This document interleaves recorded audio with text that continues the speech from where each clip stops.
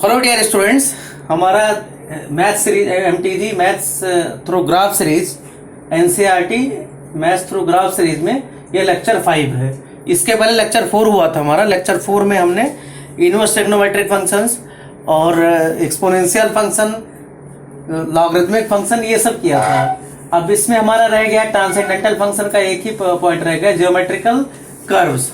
Geometrical curve 11th में बहुत detail में है और कॉनिक सेक्शन के नाम से है, उसमें ज़्यादा सभी ग्राफ दे रखे हैं। तो अब हम एक एक करके उसमें करते हैं, क्योंकि ज़्यादा ज़रूरत नहीं है ज्योमेट्रिकल कर्व में कि ज़्यादा आपको बहुत ज़्यादा डिटेल में हम यहाँ नहीं बता रहे हैं, ज़रूरत भी ज़्यादा नहीं है क्योंकि अलग से इसका चैप्टर कॉनिक सेक्शन किया जाएगा।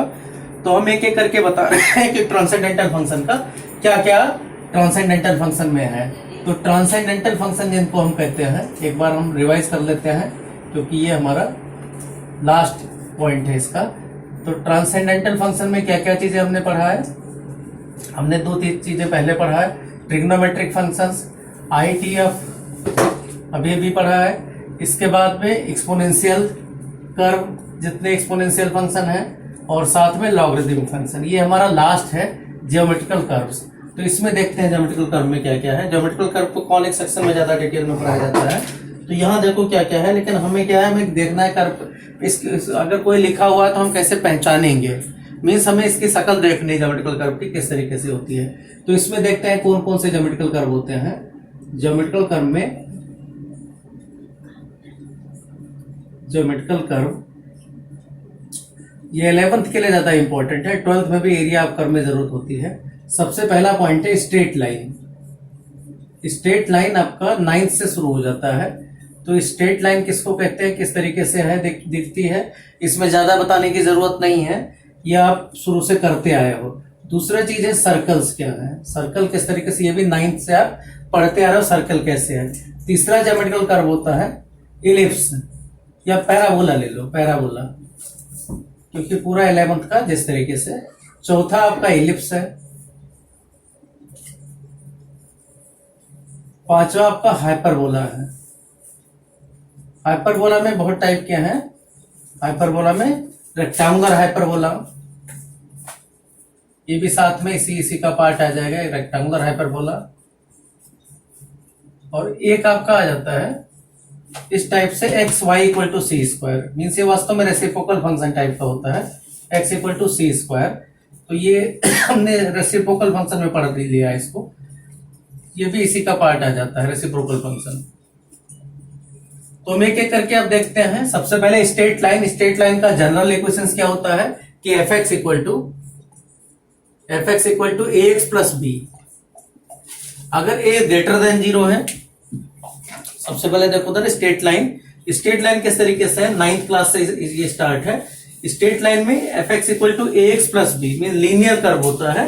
किस तरीके से दिखेगा कि अगर ए इज ग्रेटर देन 0 है और ए इज ग्रेटर देन 0, अगर ए का वैल्यू 0 से बड़ा है तो हमेशा जो ग्राफ होगा वो इस तरीके से, मीन्स ये इस टाइप से, f x equal to a x plus b. ये स्ट्रेट लाइन पूरा चैप्टर 11th में हम पढ़ेंगे तो समझ में आ जाएगा। मीन्स यहाँ पर इसको स्लोप कहा जाता है।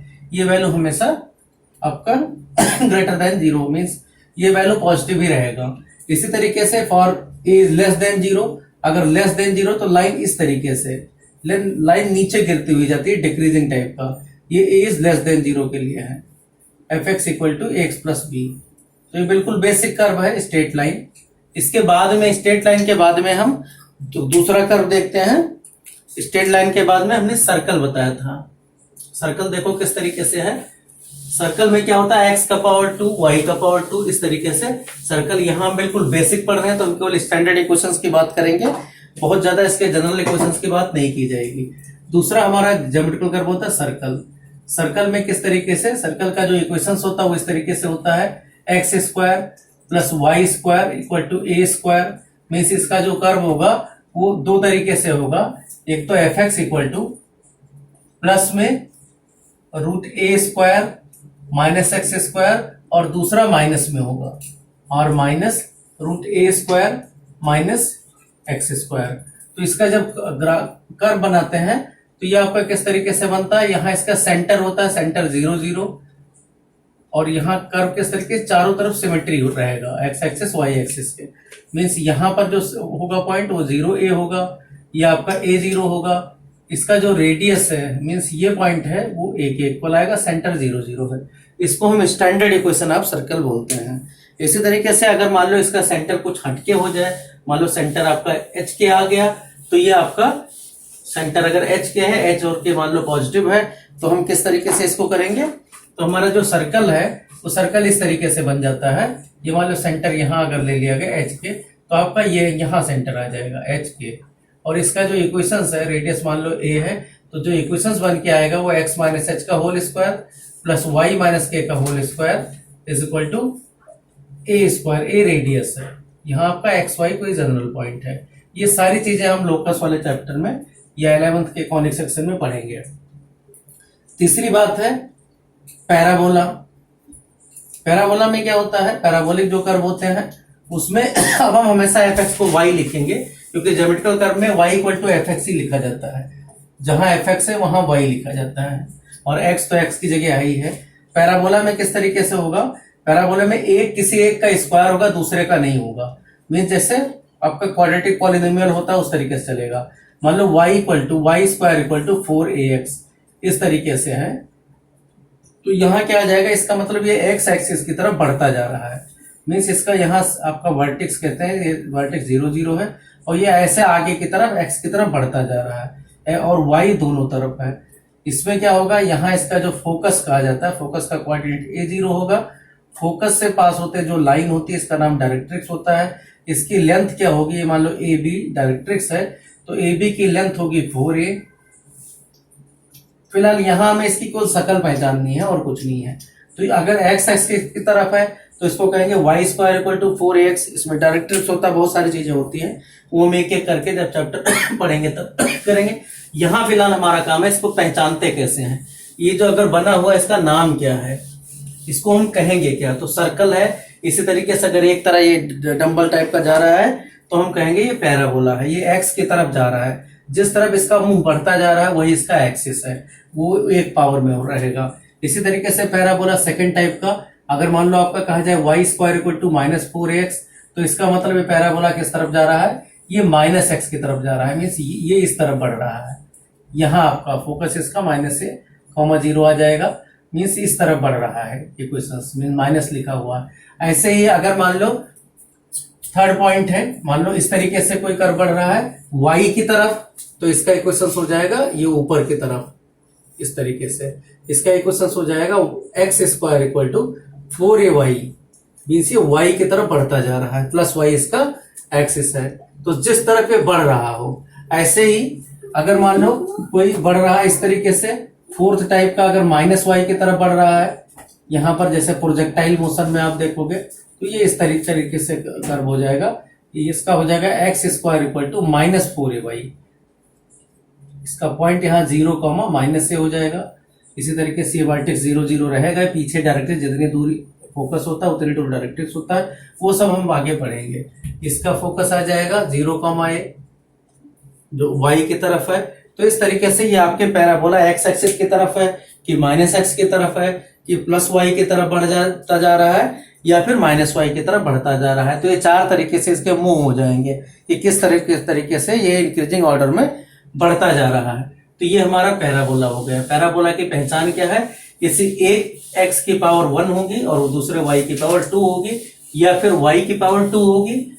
मीन्स x का पावर अगर 2 है तो y का पावर 1 होगा, दोनों के बराबर पावर नहीं होंगे। बराबर पावर वाला सर्कल होता है, x square plus y square, या इलिप्स होगा या हाइपरबोला होगा। तो अब देखो उधर ये हमारा सर्कल पैराबोला हो गया। इसी तरीके से हमारा इलिप्स है, ये हमारा चौथा कर्व है। इलिप्स देखो क्या है, इलिप्टिकल पाथ आपने देखा होगा, लोग बोलते रहते हैं कि सर्कल जितने प्लैनेट है सन के चारों तरफ इलिप्टिकल पाथ लेते हैं मूवमेंट जब करते हैं। तो यहाँ देखो एलिप्स के इक्वेशंस में क्या होता है, इसमें होता है एक्स स्क्वायर अपान ए स्क्वायर प्लस में Y square upon B square equal to 1। अगर A square is greater than B square है, या आप कहते हो A is greater than B है, A is greater than B, इस तरीके से मीन्स ए और बी हमेशा पॉजिटिव ही रहेंगे। तो ए इज ग्रेटर देन बी, दोनों ही ग्रेटर देन 0 होंगे। तो ये ध्यान रखना है। तो यहां पर देखो क्या है, अगर इलिप्स का इक्वेशन बनाना है तो क्या आ जाएगा, इलिप्स में अगर a is greater than b means x, ये वाला पार्ट ग्रेटर है x एक्सिस में ज्यादा से ज्यादा ये इंटरसेप्ट ले रहा है, तो ये इस तरीके से जो फेस होगा एक एग की तरह, ये होता है एलिप्स की तरह, एलिप्टिकल पाथ। मीन्स क्या होगा, यहाँ a कॉमा 0, ये टर्म्स हो जाएगा y में 0 कॉमा b। तो इस तरीके से x एक्सिस y एक्सिस में x में ज्यादा इंटरसेप्ट है, और इसका इक्वेशन हो जाता है x square upon a square plus y square upon b square. इस डिस्टेंस को ओरिजिन से x का a कहते हैं, ये आपका b का डिस्टेंस है।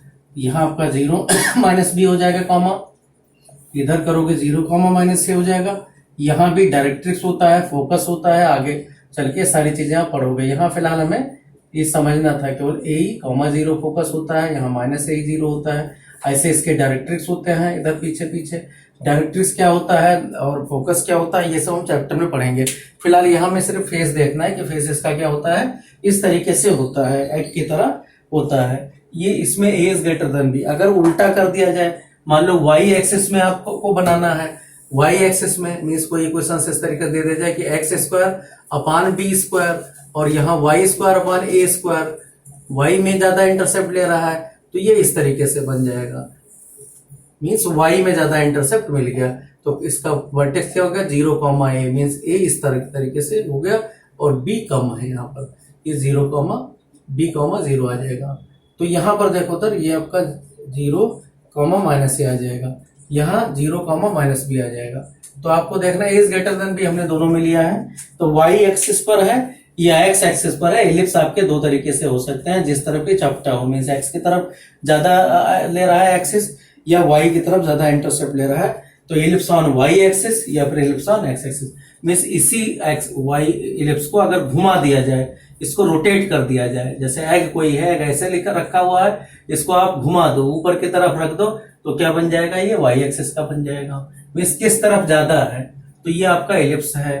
अगर इसमें हमने सेंटर को 0 0 रखा है, सेंटर आपका कहीं और अगर है, तो उस हिसाब से बन जाएगा। यहाँ हमारा जो बेसिक मकसद है वो सिर्फ इसका फेस बताना है, क्योंकि ये हम फंक्शन में जो जरूरत है उतने हिस्से पर ही बात करेंगे।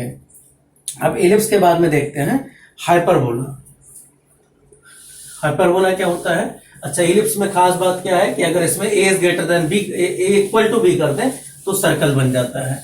मीन्स b और a बराबर कर दिया जाए तो एलिप्स का पाथ क्या हो जाएगा, वो सर्कुलर पाथ बन जाएगा।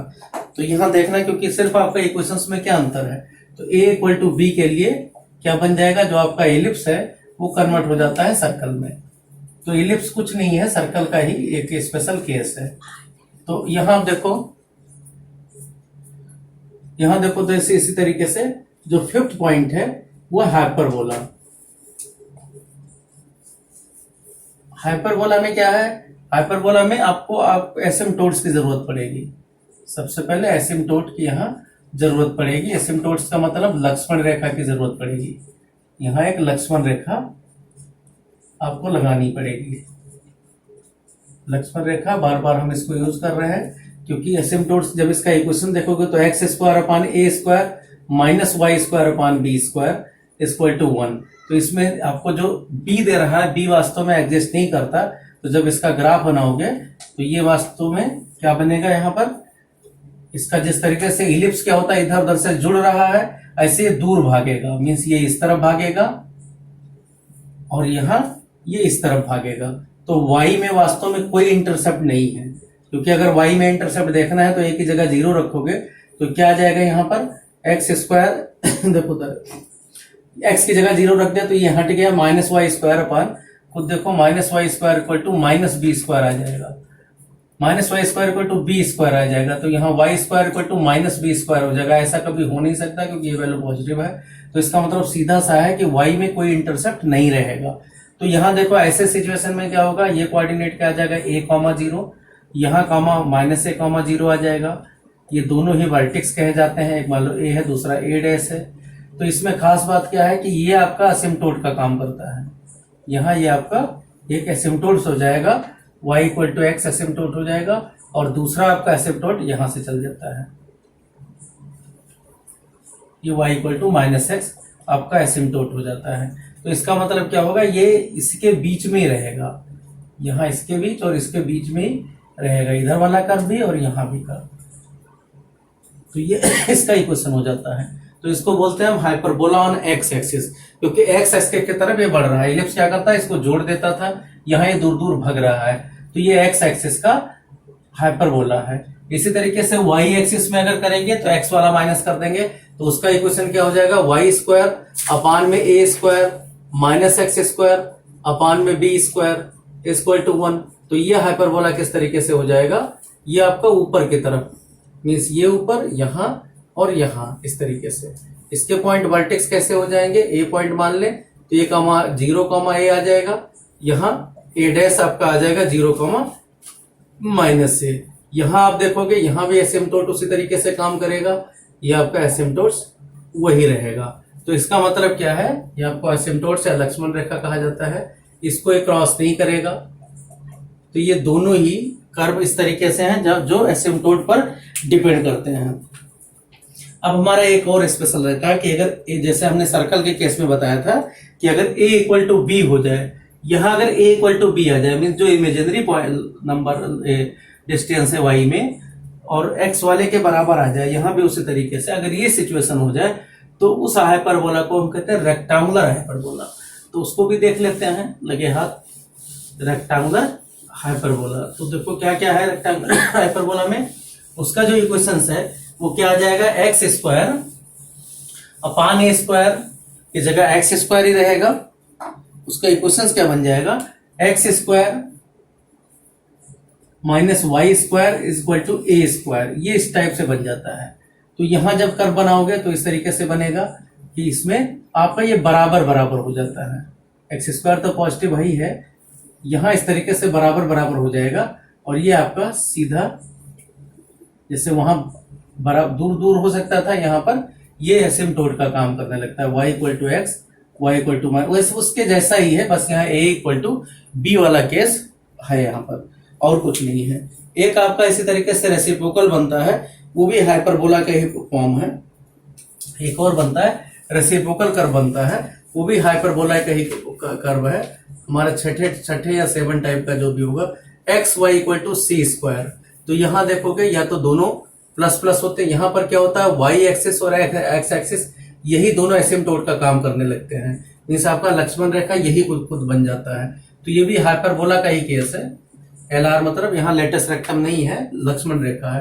तो ये क्या होगा, ये या तो देखो दोनों प्लस प्लस रहेंगे, मीन्स ये इस तरीके से कर्व बनेगा, या फिर इधर बन जाएगा, मीन्स या तो दोनों प्लस प्लस वाले पॉइंट होंगे, यहाँ देखो उधर ये पॉइंट मान लो सी पॉइंट है, या फिर माइनस सी पॉइंट है। तो यहाँ पर इसको कहा जाता है, ये आपका y इक्वल टू एक्स इसके लिए एक्सिस का काम करेगा, y equal to x axis होता है, और बाकी रेक्टेंगुलर हाइपरबोला टाइप का होता है।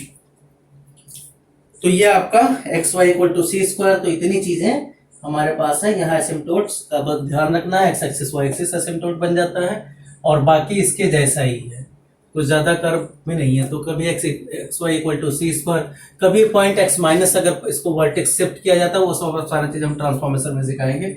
यहाँ भी इसी तरीके से शिफ्ट किया जा सकता है, जैसे सर्कल का हम सेंटर शिफ्ट कर सकते हैं।